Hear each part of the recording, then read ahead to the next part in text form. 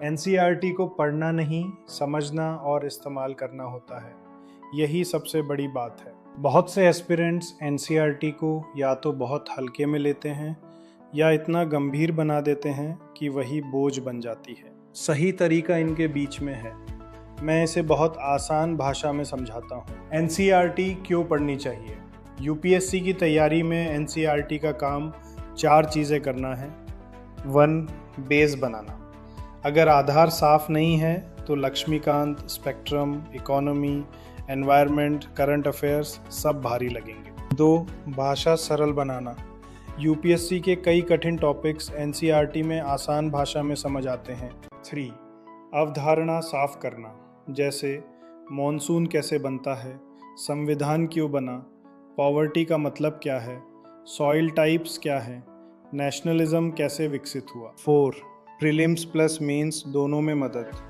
Prelims में factual clarity मिलती है, मेंस में सिंपल बैलेंस अंडरस्टैंडिंग बनती है। सबसे पहली गलती क्या होती है? बहुत लोग एनसीईआरटी को ऐसे पढ़ते हैं जैसे स्कूल एग्जाम की किताब हो, यानी लाइन बाय लाइन रट्टा, हर लाइन हाईलाइट, हर चैप्टर के 10 पेजेस नोट्स, एक चैप्टर में 2 दिन। ये गलत है। यूपीएससी के लिए एनसीईआरटी को इस नज़र से पढ़ना है, इस चैप्टर से यूपीएससी क्या पूछ सकता है। बस ये सोच बदलते ही पढ़ाई सही हो जाती है। एनसीईआरटी पढ़ने का सही उद्देश्य क्या होना चाहिए?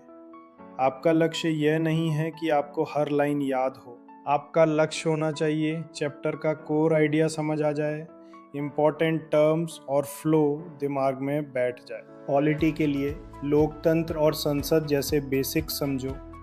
हिस्ट्री के लिए प्राचीन और आधुनिक भारत का बेस यहीं से बनेगा। ज्योग्राफी बहुत स्ट्रॉन्ग करनी चाहिए। मैप्स, क्लाइमेट और रिसोर्सेस सबका बेस यहीं से बनेगा। इकोनॉमी से जीडीपी और इन्फ्लेशन जैसे शब्द क्लियर करें और सोशियोलॉजी से समाज के मुद्दों की समझ बनती है। अब सबसे महत्वपूर्ण भाग, मैं एनसीईआरटी पढ़ने को 3 चरणों में समझाता हूँ: समझना, एग्जाम एंगल और रिवीजन। चरण 1, पहली रीडिंग, सिर्फ समझने के लिए।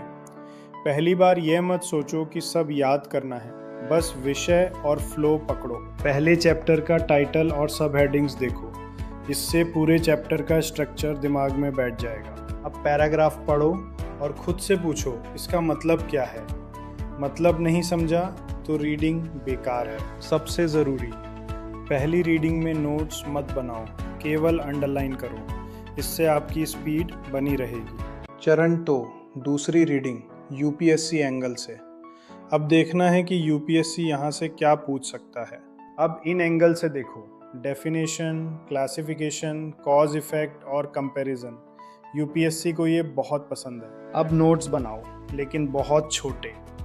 20 पेजेस की किताब को 20 पेजेस के नोट्स में मत बदलो, 1-2 पेज काफ़ी है। नोट्स में क्या हो? सिर्फ कोर पॉइंट्स, डेफिनेशंस और डायग्राम्स, पूरा वाक्य नहीं, छोटे पॉइंट्स। एक्टिव रीडिंग करो, खुद से सवाल पूछो।